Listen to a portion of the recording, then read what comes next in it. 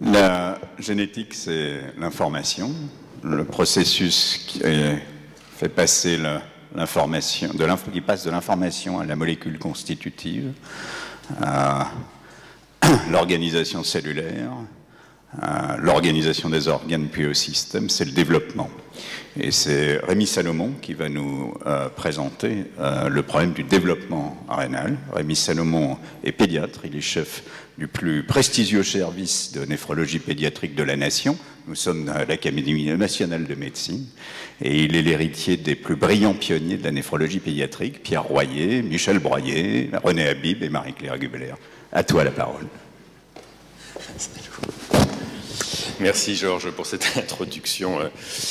Merci à Pierre Anco et aux organisateurs de cette journée de m'avoir donné l'occasion d'aborder avec vous ce sujet qui, moi, me passionne et qui, à mon avis, est pas assez connu. Je suis sûr que dans l'Assemblée, vous n'êtes pas tous familiers avec ce terme de programmation fœtale. Qu'est-ce que cela veut bien vouloir dire? Donc, on va partir d'études épidémiologiques. Et on va beaucoup parler d'études épidémiologiques dans les minutes qui vont venir. Ça, c'est une étude, vous voyez, donc ça date un petit peu déjà, hein, ça commence à dater. British Medical Journal 1993, en Angleterre, une population de 1231 personnes âgées de 59 à 71 ans. Et on a regardé quel était le poids de naissance de ces personnes et la relation entre le poids de naissance et la tension artérielle. Alors ça, c'est des données qui peuvent paraître, hein, on a parlé des difficultés d'analyser le génome, donc ça c'est simplissime finalement, hein, le poids de naissance. Bah, c'est pas si simple que ça parce que je ne sais pas si dans l'Assemblée vous connaissez tous votre poids de naissance, probablement pas. Oui, certains oui, Georges me dit que oui, mais je ne suis pas sûr que si je demande à chacun d'entre vous quel est le poids de naissance, vous me répondiez avec précision. Donc pour ça, il faut avoir des registres, il faut avoir des registres exploitables, et donc c'est pas toujours évident. En tout cas, les Anglais ont pu le faire sur cette population et montrer assez clairement qu'il y avait une relation entre le niveau de la pression artérielle et le poids de naissance. Selon qu'on était, alors une barre à 3180 grammes en dessous, on avait une tension artérielle systolique qui était supérieure de 4 à 8 mm de mercure par rapport à ceux qui avaient un poids de naissance supérieur à 3860 grammes. Alors 4, 8, c'est pas beaucoup, mais sur une étude épidémiologique, c'est beaucoup. C'est même considérable. Sur cette même cohorte, dans donc un autre papier un peu antérieur, là c'est le diabète. Bruno Moulin parlait du diabète, qui est un des éléments déterminants la maladie rénale chronique, hein, en termes d'épidémiologie. Eh bien, là aussi, le poids de naissance est important et on a une augmentation de la fréquence du diabète qui est assez considérable quand on a un poids de naissance inférieur à 2495 grammes. Alors, cette question de la relation entre le poids de naissance et des maladies rénales et d'autres maladies qu'on regroupe sous le terme de syndrome métabolique, qui est donc indiqué sur cette diapositive, l'hypertension artérielle, le diabète de type 2, ont été particulièrement étudiés dans certaines populations du monde, et notamment chez les aborigènes en Australie. C'est une population qui intéresse les néphrologues, car dans cette population, il y a une incidence considérable de l'insuffisance rénale terminale, un chiffre à 2700 par million, hein, qui est très nettement supérieur à l'incidence de l'insuffisance rénale terminale. En France, on est aux alentours de 150. Hein, donc vous voyez, c'est quasiment 20 fois supérieur dans cette population particulière des aborigènes d'Australie, dans laquelle il y a aussi une incidence très élevée du retard de croissance intra-utérin, c'est-à-dire qu'en fait, dans cette population, les gens naissent avec souvent un très petit poids de naissance. Et donc la prévalence de l'insuffisance rénale, mais également de l'HTA et du diabète, est beaucoup plus importante. Donc là aussi, un lien très fort dans cette population particulière. Une autre population qui a été étudiée et dans laquelle ces liens ont été étudiés, c'est une population en Caroline du Sud, dans laquelle il y a, alors l'augmentation est moins marquée que chez les aborigènes, mais quand même, par rapport au reste des États-Unis, vous voyez une incidence de l'insuffisance rénale de 268 versus 345 chez les habitants de la Caroline du Sud. Et donc, comme dans tous les pays du monde, hein, les grands déterminants de l'insuffisance rénale sont le diabète et l'hypertension artérielle. Et donc, si on analyse le poids de naissance, la couleur de la peau et le sexe, on a ces données ici. Donc, 1230 patients qui sont comparés à 2460 témoins. Et voilà, alors c'est un peu compliqué, hein. Il y a beaucoup de données sur cette diapositive, mais je vais vous les commenter. Vous allez voir, c'est finalement relativement simple à comprendre. Si on prend hommes et femmes, Ici, on a le poids de naissance, petit poids de naissance inférieur à 2,5 kg, et on monte jusqu'à plus de 4 kg. Et vous voyez ici qu'il y a clairement un odd ratio, c'est-à-dire ce qu'on appelle l'odd ratio, c'est l'augmentation du risque d'avoir une insuffisance rénale, et de 1,4 pour les personnes qui ont un poids de naissance inférieur à 2,5 kg. Et on retrouve cet odd ratio chez les hommes, peut-être un peu, nettement plus élevé chez les femmes. Si on regarde maintenant les différents déterminants de la maladie rénale, l'hypertension artérielle et le diabète notamment, on a également cette augmentation du risque avec le petit poids de naissance. Et pour le diabète, et ça c'est un autre point qui est connu de longue date, les enfants qui naissent, les personnes qui naissent avec, à l'inverse, un grand poids de naissance, au-dessus de 4 kg, ont également un risque augmenté de diabète.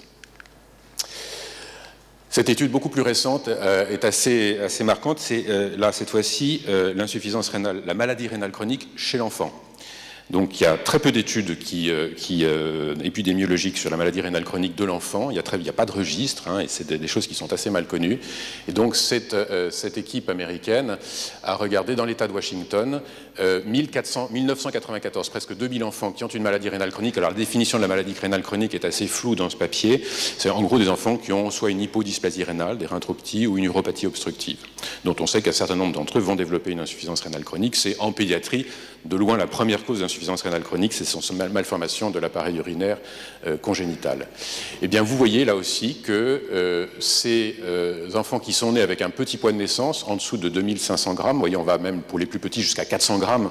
Aujourd'hui, on a le progrès de la technique là aussi, je ne sais pas si c'est des progrès avec des guillemets, on va dire, permettent de faire vivre des enfants qui naissent très prématurés, avec des très petits poids de naissance, jusqu'à 400 grammes.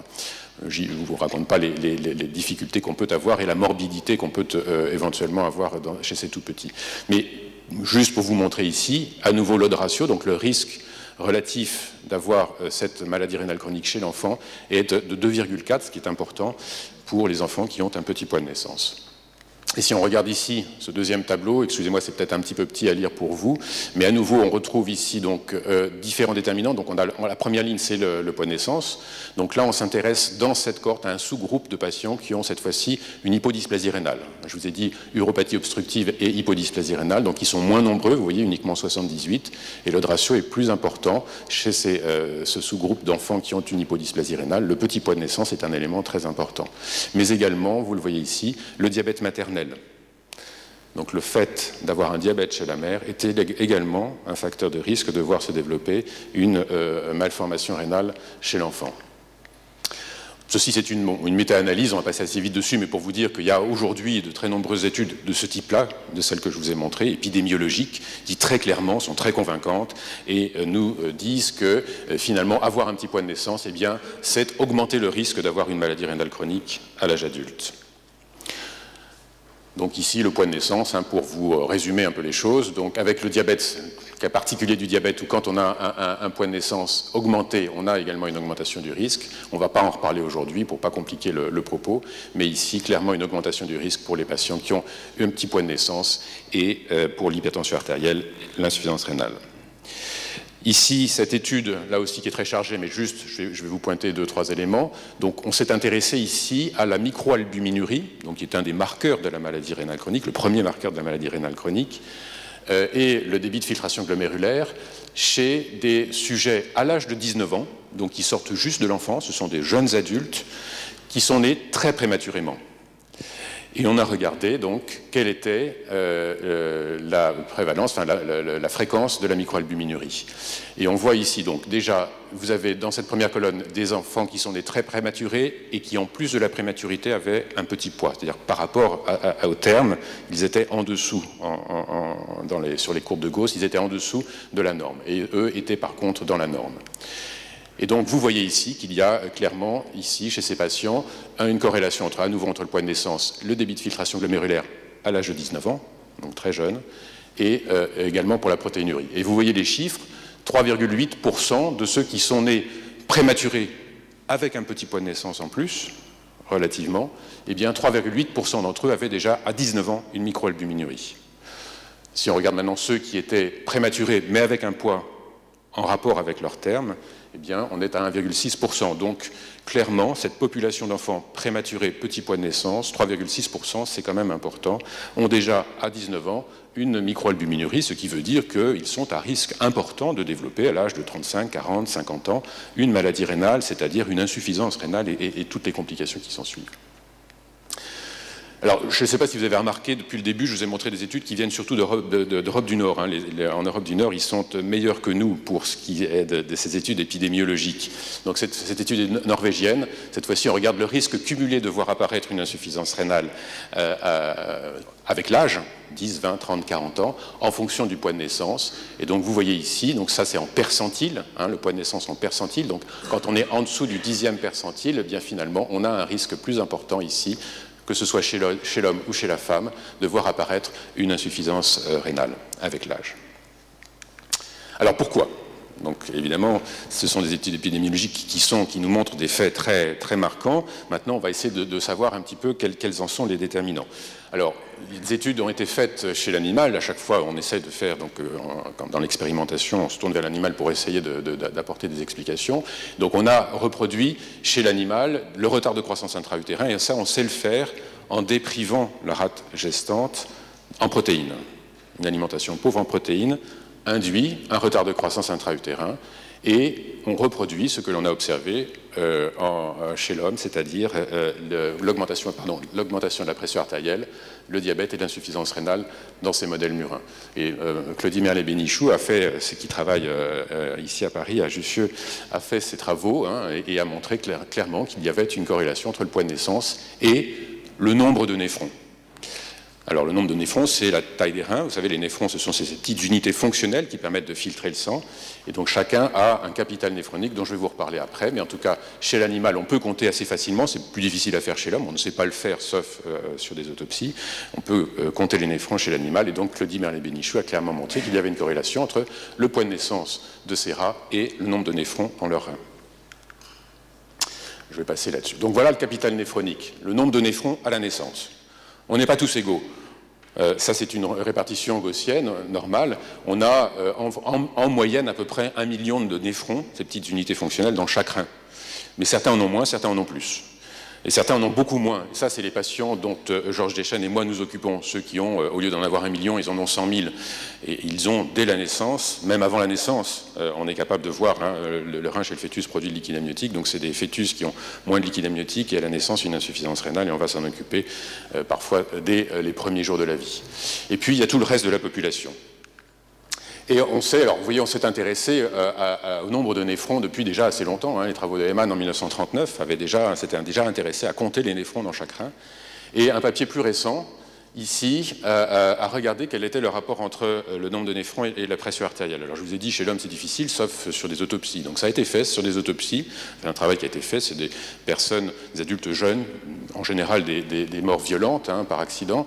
Et donc on a regardé ensuite, dans cette étude, on a compté les néphrons dans les reins et vu qu'il y avait une corrélation entre le niveau de la pression artérielle, qu'on avait recueilli chez ces personnes avant leur décès, et le nombre de néphrons qu'ils avaient dans leurs reins. Donc là, on n'est plus ici dans la forme extrême de la réduction, ce qu'on appelle la réduction néphronique, mais bien ici sur cette partie un petit peu décalée, hein, sur la courbe de Gauss. Donc moins de néphrons, probablement, est un des éléments qui intervient dans la régulation du niveau de la pression artérielle. Et donc ça, c'est la théorie de Brenner qui dit on a le capital néphronique à la naissance, et finalement, quand il y a un deuxième événement qui arrive, donc le diabète, l'hypertension artérielle, un néphrotoxique, toute autre agression du rein va faire que, eh bien, si on a un premier risque, on va dire le capital néphronique qui est déjà peut-être un peu réduit à la naissance, ça c'est notre patrimoine, et bien finalement, au cours de notre vie, on peut rencontrer un deuxième événement qui va nous faire basculer vers l'insuffisance rénale. Et voilà ce qui se passe au niveau du rein. Quand on a une réduction néphronique, on n'est plus capable après la naissance de fabriquer d'autres néphrons. Ça, on ne sait pas faire. Par contre, ce qu'on sait faire, c'est hypertrophier les néphrons.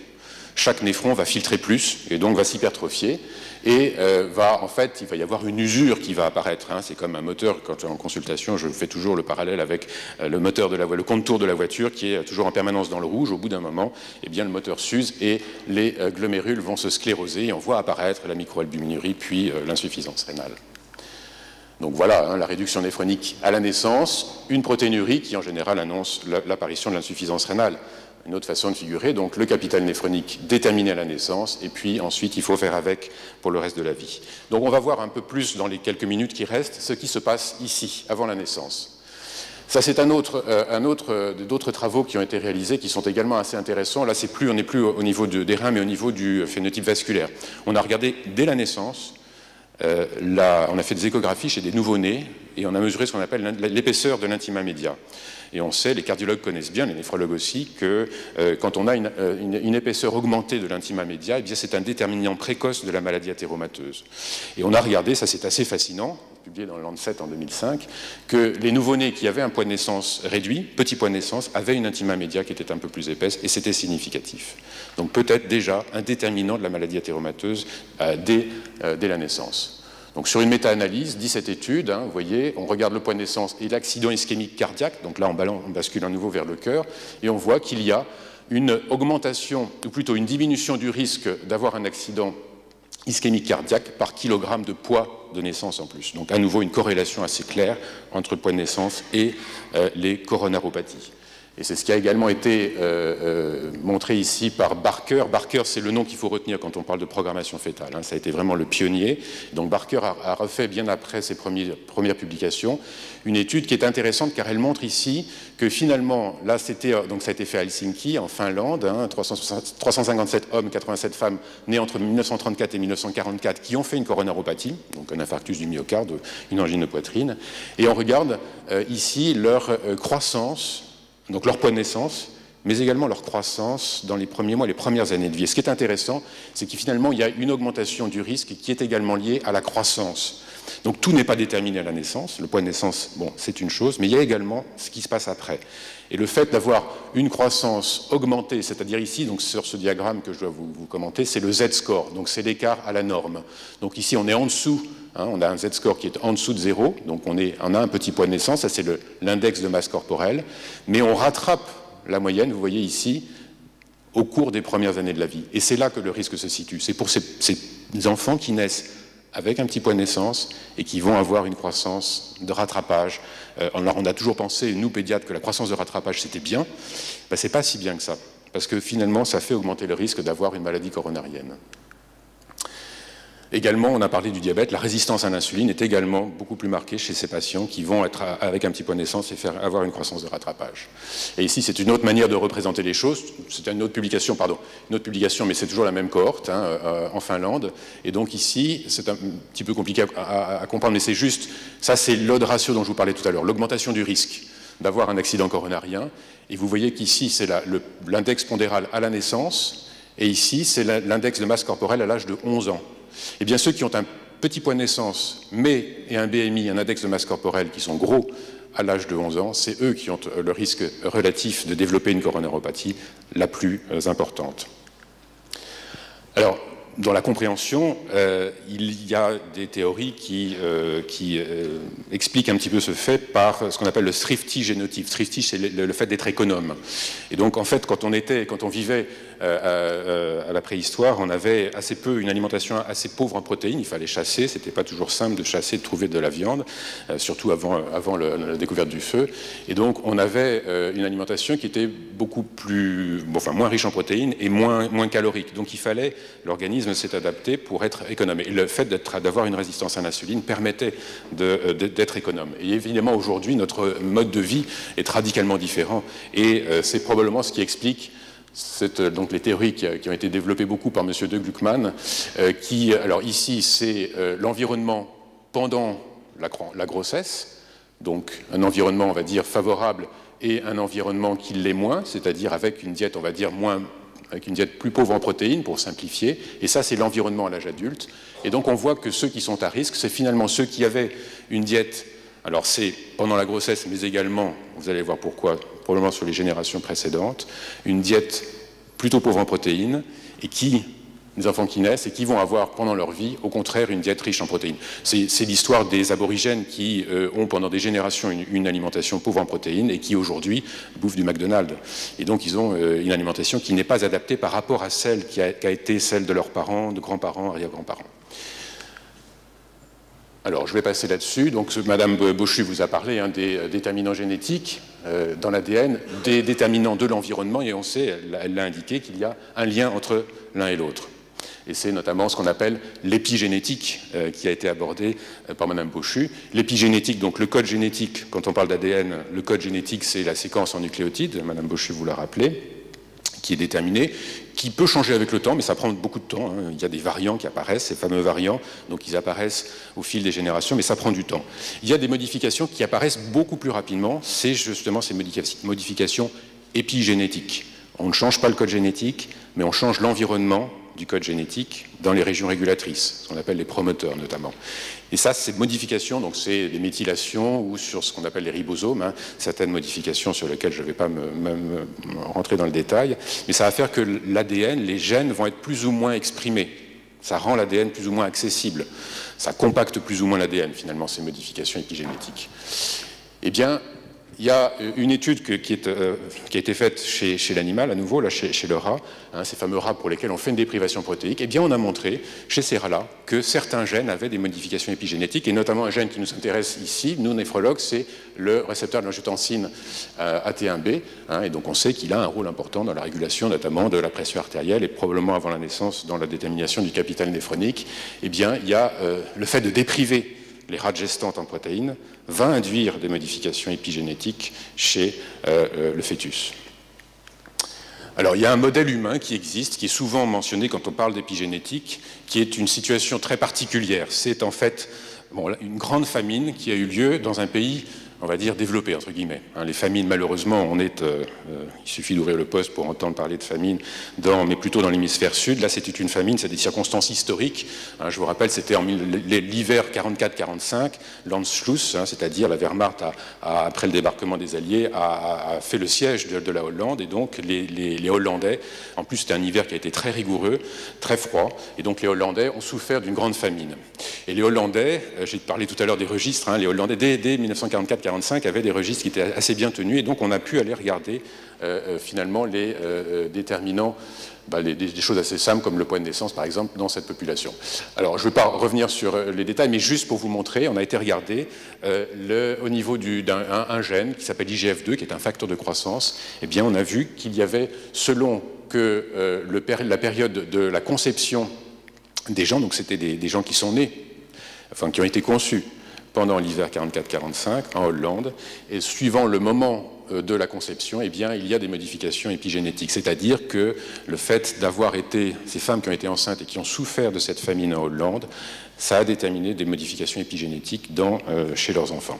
Et je ne vais pas détailler ici, mais ces modifications épigénétiques ont été également mises en corrélation avec un certain nombre de pathologies que l'on décrit chez les descendants, donc chez ces enfants nés conçus pendant l'hiver 44-45 en Hollande, ont développé certaines pathologies, notamment des pathologies rénales, mais aussi des pathologies cardiovasculaires, même des pathologies psychiatriques qui ont été, et oncologiques qui ont été décrites dans cette population. Donc c'est un modèle très souvent mentionné qui est tout à fait passionnant, qui montre que l'environnement pendant la grossesse probablement joue un rôle dans le déterminisme de certaines pathologies. Donc voilà ce que j'ai voulu vous signifier ici. Donc l'environnement, on sait qu'il est important au cours de la vie, évidemment, mais il est, et on l'a vu notamment les toutes premières années, mais il joue un rôle important et probablement en partie par ces modifications épigénétiques de l'ADN, peut influer sur la programmation, jouer un rôle sur la programmation de certaines maladies à l'âge adulte. Donc pour résumer et pour terminer, réduction néphronique congénitale, le capital néphronique peut être réduit pour les raisons que je vous ai indiquées. Développement d'une protéinurie et de l'insuffisance rénale. Et donc, si on veut être un peu... Alors, tout ce qui est très simple est séduisant, car facile à comprendre, mais c'est probablement un peu faux. Mais enfin, il y a quand même... J'ai essayé de vous en convaincre dans les minutes précédentes. Il y a quand même des éléments qui nous font penser que cette programmation fœtale joue un rôle sur la détermination du capital néphronique, également de la pression artérielle et du diabète. Et donc on sait que le diabète et l'HTA, ce sont des éléments tout à fait déterminants dans la progression et l'apparition d'une maladie rénale chronique et d'une insuffisance rénale. Des facteurs génétiques et des facteurs diététiques qui vont également influer directement sur l'hypertension artérielle. Madame Bochu vous a rappelé l'agrégation familiale. On sait que quand on a dans la famille du diabète, chez plusieurs personnes, plusieurs ascendants ou de l'hypertension artérielle, on a un risque relatif de développer un diabète ou une hypertension qui est plus important. Donc ces déterminants génétiques existent bien, également pour le surpoids d'ailleurs.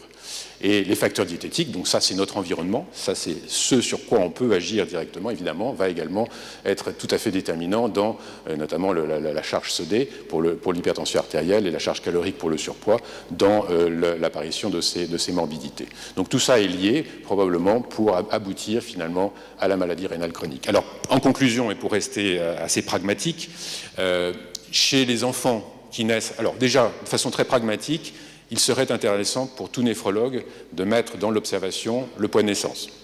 J'ai essayé d'en convaincre mes collègues, c'est pas toujours évident, hein, comme on l'a vu, mais si on a cette information, en tout cas si on sait, parce que même si vous n'avez pas précisément votre poids de naissance, si vous êtes né prématuré ou avec un tout petit poids de naissance, ça en général vous le savez. Hein, on vous a dit, vous teniez dans une boîte à chaussures quand j'étais nouveau-né. Ça, en général, ça fait partie de l'histoire familiale. Donc, on le sait. Donc, ça, c'est au moins d'avoir cette information. Un très petit point de naissance, c'est certainement un élément important à faire figurer dans l'observation clinique.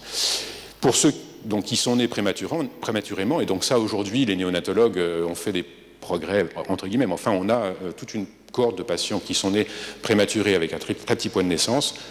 J'ai essayé de vous en convaincre, c'est une population à risque. Donc il est important, à mon avis, de faire passer une information. C'est pas toujours évident. J'ai essayé depuis déjà assez longtemps de convaincre mes collègues néonatologues de faire passer cette information. Et finalement, c'est vrai que quand on est très prématuré, on a une morbidité, je vous en ai parlé, qui peut être lourde, hein, notamment des craintes sur le cerveau, sur le poumon. Et donc finalement, quand on sort de cette phase difficile de la réanimation néonatale, on n'a pas, ce que m'ont répondu certains néonatologues, on n'a pas envie d'alourdir la barque et de dire, en plus, il y a un risque de maladie cardiovasculaire, de diabète, etc. Mais ceci dit, je me dis que si moi j'étais très prématurément et qu'à 40 ans, je fais un infarctus du myocarde, et que l'on ne m'a jamais tenu informé de ce risque, de ce surrisque que j'avais par rapport à un autre, peut-être que je pourrais éventuellement avoir des reproches à faire à ceux qui ne me l'ont pas dit. Donc je pense qu'aujourd'hui, il faut donner cette information en étant le plus précis possible et en rassurant. Il ne s'agit pas, c'est un sur-risque, mais qui est quand même très modeste. Mais ça incite à faire une prévention. Donc, informer, rassurer et prévenir. Donc, évaluer le risque, l'histoire néonatale, familiale, hein, elle est importante, on l'a vu. Et puis, il faut suivre simplement, assez simplement finalement, la pression artérielle une fois par an. Et puis une bandelette urinaire, une microalbuminurie, quand on arrive à l'âge jeune adulte, de tremper une bandelette peut-être une fois tous les 5 ans ou quelque chose comme ça pour pouvoir assez précocement prendre les mesures qui s'imposeraient si on voit apparaître une microalbuminurie. Parce qu'on sait agir, hein, quand la microalbuminurie apparaît, on a aujourd'hui des outils pour ralentir l'évolution vers l'insuffisance rénale. Des mesures hygiéno-diététiques, évidemment. Avoir une alimentation qui ne soit par exemple pas trop riche en protéines. En plus, ça fait du bien à la planète. Mais c'est vrai qu'on a des alimentations qui sont bien plus... on mange bien plus de protéines que l'organisme a besoin. Donc il faut, dans ces cas-là, leur dire ne mangez pas trop de viande. Une fois par jour, c'est largement suffisant. Éviter le tabac. Le tabac est également un sur-risque. Voilà. Et puis plus si nécessaire. Voilà. Merci pour votre attention.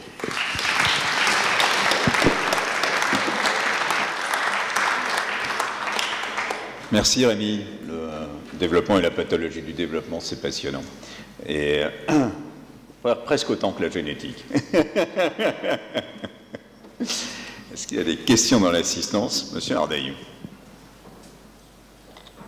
Oui, si vous voulez, vous nous avez parlé du faible développement de l'embryon durant la grossesse, mais vous ne nous avez pas dit quelles étaient les causes principales de ce faible développement. En particulier, vous avez passé sous silence les addictions chez la mère, alcool, tabac, cannabis, et l'utilisation de médicaments durant la grossesse. Et tous ces facteurs peuvent intervenir dans le défaut de développement de l'embryon. Donc, vous avez parlé de la prévention, c'est-à-dire il faut dire à quelqu'un, vous avez un petit point de naissance, mais est-ce qu'il ne faut pas aussi lui dire s'il y a des antécédents d'addiction maternelle ou de prise de médicaments par la mère qui peuvent être nocifs sur le développement de l'embryon, vous avez un risque également. Oui, oui, vous avez parfaitement raison. La première des addictions, d'ailleurs, c'est le tabac. Ça, c'est très clair, hein, beaucoup d'études le montrent. Le tabac est un facteur de risque important d'avoir un retard de croissance intra-utérin. Donc ça a été démontré par beaucoup d'études. Donc le tabac à proscrire absolument. Et alors, moi, j'ai parlé surtout de la diète, hein, de l'apport en protéines, sur des études épidémiologiques larges. Il ne s'agit pas d'aller dire aux femmes enceintes de ne plus manger de protéines. On est plus sur des déterminants de population. Mais à l'échelle individuelle, oui, certainement, les néphrotoxiques, le tabac en premier lieu, je dirais, hein, certainement, et puis d'autres drogues, et l'alcool aussi, l'alcool, tout à fait. Pierre Ronco, puis Maurice Laville.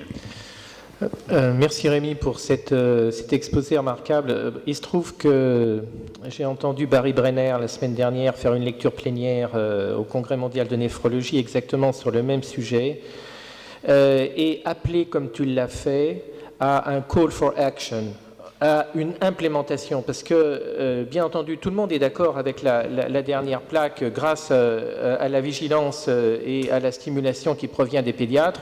En même temps, c'est très difficile à mettre en place si ce n'est pas institutionnalisé. Et ce que Brenner proposait, c'était bien sûr de relever le poids de naissance, de l'inscrire jusque dans la carte d'identité, j'exagère, et d'assurer une surveillance obligatoire des patients en mettant la barre à 2500 grammes. Alors sur une diapo c'était à 2495, on va pas chipoter, et ça rejoint d'ailleurs la remarque de Philippe Brunet qui était de définir les populations à risque de dépistage. Dans l'attente de la carte génétique des variants à risque, ce que tu as montré dans ton exposé, ce que Brenner a dit au niveau, on peut dire mondial, pourrait être mis en application au niveau français en impliquant les caisses d'assurance maladie, etc., etc. Je ne suis pas un spécialiste de l'institutionnalisation, mais je pense que là, on a une approche de mesure préventive qui est très importante. Oui, tu as raison, Pierre. Et tu sais même que certains pays de l'Europe du Nord la rendent réellement obligatoire, c'est-à-dire que le remboursement des médicaments est conditionné à un certain nombre de visites. Hein, donc, pourquoi pas, en termes de politique de santé, je ne sais pas ce que Frédéric Pierru en penserait, mais c'est vrai qu'on peut être plus incitatif, hein, c'est-à-dire vraiment clairement il y a un risque. Donc là c'était plus parce que ça fait une quinzaine d'années hein, que j'en ai parlé à quand Épipage, cette étude population de cohorte, moi j'en avais parlé à Gérard Bréard hein, dès l'époque et bon finalement ça n'a pas été retenu, les néonatologues à l'époque n'ont pas, je proposais ça, microalbuminurie, pression artérielle. Alors pression artérielle chez l'enfant c'est pas forcément évident, hein, il faut le mesurer, mais ça reste, mais à l'âge adulte, c'est surtout à l'âge adulte, tu as raison, c'est à l'âge adulte qu'il faut le faire, donc nous on est des passeurs finalement, hein, on doit passer l'information. C'est notre rôle de pédiatre de passer l'information aux néphrologues d'adultes pour leur dire cette population-là, il va falloir que vous les ayez particulièrement à l'œil. Donc oui, tout à fait d'accord, pour faire ensemble, avec vous surtout, néphrologues adultes, nous on est là pour vous aiguillonner, mais c'est vous les néphrologues adultes qui ferez le job d'aller suivre ces patients régulièrement. Maurice Laville. Oui, merci beaucoup Rémi pour l'exposé. Donc tu nous as parfaitement montré que les orientations actuelles, c'est d'essayer de rechercher si l'exposition à certains types d'environnement pendant les grossesses modifie l'expression de certains gènes, ce qui permet de retrouver ensuite dans l'enfance ou à l'âge adulte une association entre le poids de naissance et l'apparition de certaines pathologies. La question que je voulais te poser, c'est est-ce qu'il y a des travaux sur la recherche de variants génétiques, de variants génotypiques qui pourraient être associés, qui pourraient prédisposer à la survenue d'un retard de croissance, en se disant que peut-être l'influence de l'environnement s'exerce aussi sur des terrains génétiques prédisposés. Oui, alors sur les variants génétiques, au sens de la séquence en nucléotides, il y en a probablement, je connais pas, je les connais pas, donc mais il doit y avoir. Mais les variants épigénétiques, cette empreinte épigénétique dont j'ai parlé, elle est présente. Alors, elle n'est pas aussi, elle est inscrite, c'est une empreinte, et elle va rester quelques générations.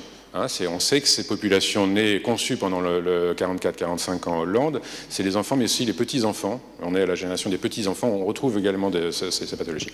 Ces empreintes, normalement, sont effacées plus ou moins avec le temps, mais elles restent quand même marquées quelques générations. Donc les empreintes, oui. Moulin. Merci Rémi pour cet exposé très clair. Deux petites remarques. Ton topo et celui de Brenner également, que j'ai entendu la semaine dernière, m'ont replongé dans une physiologie que finalement on n'explore plus tellement, qui est celui de la réserve fonctionnelle glomérulaire. Ah oui. Et qui retrouve son sens un petit peu dans cette problématique. Et puis, surtout, par exemple, parce que si on tient compte de la diététique, les végétariens ont tendance de base à avoir une réserve plutôt une fonction rénale un peu plus basse, mais quand on mobilise leur réserve fonctionnelle glomérulaire, elle est normale. Et le deuxième point que je voulais souligner, et qui a un impact pratique évident, c'est que le premier modèle de réduction néphronique auquel on est confronté dans la pratique clinique, c'est le donneur vivant, quoi. Donc moi, j'essaye d'avoir les poids de naissance de mes futurs donneurs vivants, et je confirme que c'est pas facile. Oui, tu as raison, c'est tout à fait probablement important d'avoir cette information chez ces gens-là particulièrement, qui vont se séparer de la moitié de leur capital néphronique quand ils vont donner un rein. S'ils partent d'un capital qui est déjà réduit parce qu'ils avaient un petit poids de naissance, peut-être qu'il faudra remettre en cause éventuellement, ou en tout cas être sûr qu'il n'y ait pas d'autres facteurs de risque à surajouter. En tout cas, c'en est un très clairement. Quant à la réserve fonctionnelle, oui, certainement, ce serait intéressant. La réserve fonctionnelle, peut-être pour ceux qui ne sont pas néphrologues, c'est le fait de challenger les néphrons, c'est-à-dire qu'on va leur donner une charge protéique plus importante et on va voir quelle est la capacité finalement de l'organisme à filtrer plus de protéines après cette charge. Donc ceux qui ont moins de néphrons, clairement, on sensibilise finalement par rapport à une créatinine plasmatique ou un débit de filtration glomérulaire, on sensibilise la chose. Moi j'ai une question à Bruno Moulin. Tu as clairement contre-indiqué un don de rein au-dessous d'un certain poids de naissance. Non. Ça t'est arrivé ? Non, mais je pense que c'est quelque chose qu'il va falloir qu'on étudie, qu'on regarde les corrélations. C'est un item à rajouter dans le facteur de risque. Oui, vous savez qu'il y a eu des études récentes qui sont d'ailleurs contestées sur les donneurs vivants dans les cohortes notamment scandinaves, où ils ont montré qu'il y avait quand même un petit surrisque de développer une maladie rénale. Et donc, mais bon, il y a pas mal de paramètres qui peuvent être contestés, mais je pense que par exemple, l'analyse du poids de naissance aurait été intéressante dans cette cohorte. Oui, si on fait les bonnes comparaisons pour les donneurs vivants, c'est-à-dire que si on compare les donneurs vivants à une population qui a le même état de santé, puisqu'on fait un tri, donc on sait effectivement que ça, c'est un débat qui a fait couler pas mal d'encre. Merci aussi pour cet exposé très intéressant. Je voudrais juste mentionner un point que j'avais entendu dans des exposés précédents. Moi, je suis une physiologiste rénale, donc je ne suis pas du tout ni pédiatre ni médecin, je ne connais pas les cas précis. Mais il y avait une distinction entre un petit poids de naissance dû à une naissance prématurée, mais avec un développement du rein qui n'avait pas été compromis, et puis le petit poids de naissance, éventuellement à terme ou avant, mais qui était dû à un retard de développement fœtal. Donc il faudrait connaître non seulement le poids de naissance, mais également si l'enfant est prématuré ou pas. Je rappelle ces travaux que j'ai lus, et qui me paraissait quand même une distinction significative. Oui, vous avez raison. Les deux jouent finalement, puisque vous avez vu que dans cette étude que j'ai mentionnée, des très prématurés, le poids de naissance, c'est-à-dire selon qu'on était dans la norme pour le terme ou en dessous, ça continuait de jouer. Mais donc ça montre bien que les deux sont importants. On fait des néphrons jusqu'à 30, on est capable de produire des néphrons pendant la croissance fœtale jusqu'à la 34-36e semaine du développement. Ce qui, évidemment, quand on est très prématuré, c'est 28, 26, voire 24 semaines de développement. On est loin du compte en termes de capital néphronique. Donc on a regardé, on est capable probablement de produire encore des néphrons ex utero. Mais l'environnement n'est pas aussi favorable et donc ça se fait certainement moins bien.